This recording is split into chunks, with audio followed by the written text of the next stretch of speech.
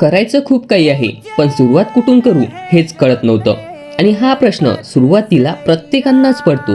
स्वप्न हे मोठं असलं पाहिजे, आणि स्वप्न मोठं असलं की पहिलं पाऊल हे कठीणच वाटतं. पण सुरुवात तिथूनच करायची असते. प्रत्येक मोठ्या प्रवासाची सुरुवात ही एका लहान पावलाने होत असते. आपले ध्येय पूर्ण करण्याकरिता लहान लहान टप्प्यामध्ये ते आपण आखलं पाहिजे. मोठ्या स्वप्नांना थोडं थांबून विचार केला पाहिजे. सगळ्यात इम्पॉर्टंट आणि इझी गोष्ट ती म्हणजे कोणती आहे तिचा शोध घेणे, आणि तिथूनच आपण सुरुवात केली पाहिजे.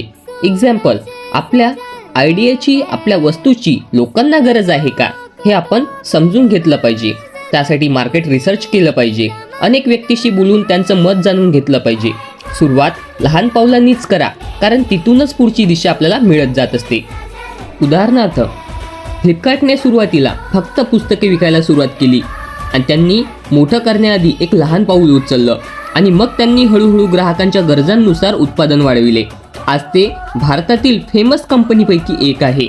मोठं नाव कमविण्याकरिता अगोदर सुरुवात करणं हे खूप इम्पॉर्टंट आहे.